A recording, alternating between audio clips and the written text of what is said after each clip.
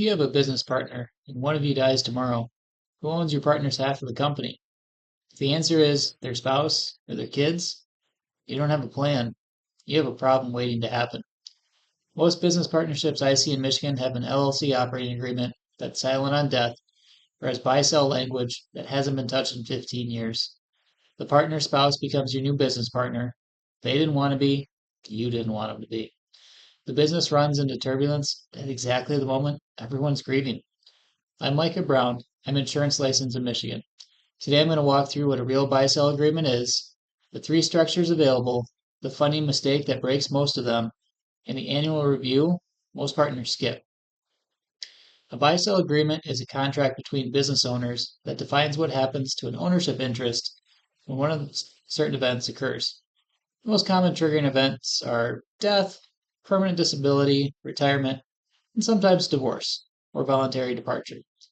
The agreement spells out who buys, who sells, at what price, with what funding mechanism, and on what timeline.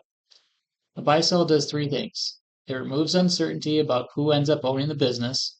It establishes a valuation method so the price isn't negotiated during grief. And it identifies the funding source, usually insurance, so the buyout can actually close. Buy-sell language alone, without funding, is a document that promises things the business can't deliver. Most poorly drafted agreements stop at the language and skip the funding. That's the agreement that turns into a lawsuit. There's three types of buy-sell structures that are commonly used. One is a cross purchase, second is an entity purchase, and the third is a hybrid method. Each structure has different tax consequences, different complexities, and a different fit for different partnership sizes. There's no universal best.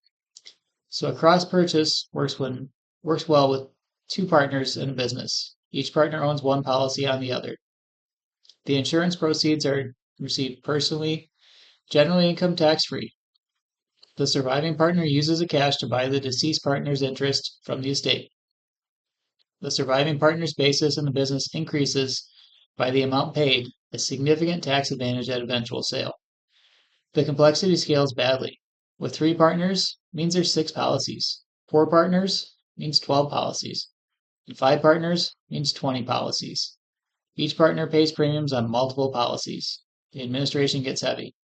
For a 2-owner or 2-partner business, cross purchase is often the cleanest answer. For 3 or more, it usually isn't. An entity purchase is simpler for the admin side. The business owns one policy per partner. The business pays the premiums, and the business receives the proceeds and uses them to redeem the deceased partner's interest. Fewer policies, simpler admin, but different tax treatment. The surviving partners don't get the basis step up that cross purchase delivers. At the eventual sale, the surviving partners pay capital gains tax on a larger gain. For businesses with 3 or more partners, entity purchase is often the practical answer, despite the basis disadvantage. The admin simplicity outweighs the tax cost for many. And there's a major recent development here that we're going to address a little bit later. A hybrid structure gives the business the first option to buy, with the individual partners as a backup. If the business doesn't or can't, this gives flexibility. Let the business handle the buyout if cash flow allows. Otherwise, individual partners step in. The downside is again more admin complexity. You're maintaining language for both possibilities and potentially funding both. For mid-sized partnerships with variable cash flow, hybrid sometimes makes sense. For most small partnerships, choose one structure and execute it cleanly.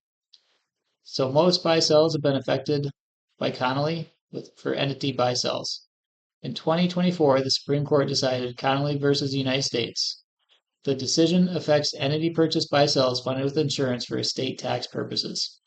In plain English, life insurance proceeds owned by the company increase the company's value at the moment of death. For estate tax purposes, the redemption obligation doesn't offset that increase. This means an entity purchase structure that worked fine for income tax purposes can now create a larger estate tax bill than expected, particularly for higher value businesses. For most small value businesses, below the estate tax threshold, this matters less. For businesses approaching the threshold or above it, this changed the math. The practical effect, many partnerships are revisiting entity purchase structures and considering cross-purchase or hybrid alternatives.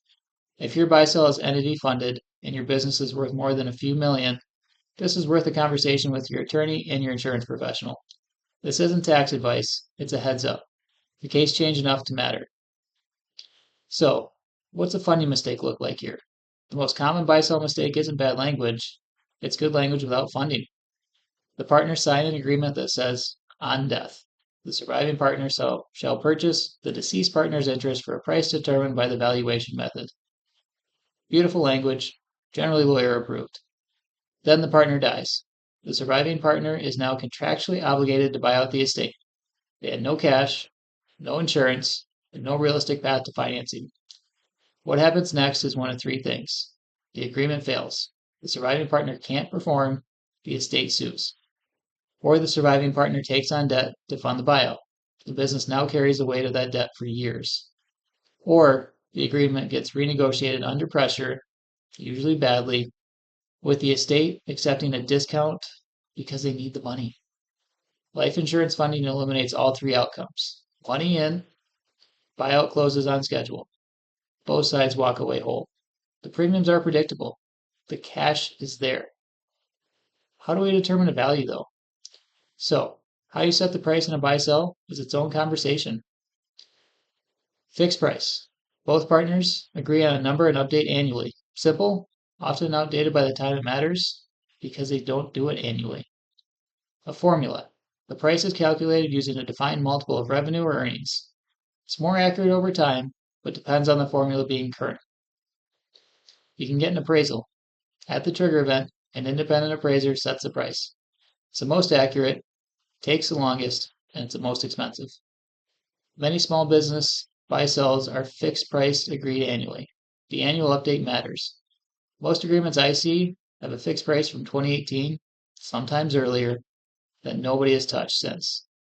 A price that's right when written and wrong when triggered is worse than no price at all. It anchors the conversation in the wrong place. So, for my clients, I like to do an annual review.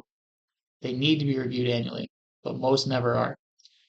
The review should answer 5 questions. Number 1, has the business value changed materially? If yes, update the valuation. 2, has the funding kept place? Insurance death benefits don't automatically increase with business value. They need to be updated too. 3, has the partnership composition changed? New partners that need to be added, departing partners need to be removed. 4, has anything in the law changed? Connolly is a recent example. There will be others at some point. 5, does the agreement still match what the partners actually want? 30 to 60 minutes a year. That's a maintenance cost on the most important document the partnership has. Buy-sell agreements aren't optional for partnerships. The document is the difference between a clean transition and a family feud. The structure, the funding, and the annual review are equally important. Skip any one, and the agreement may not deliver when you need it. I built a free buy-sell annual review checklist that walks through the 5 questions, the funding math, and the post-Connolly considerations. DM me the word buy-sell, and I'll send it over.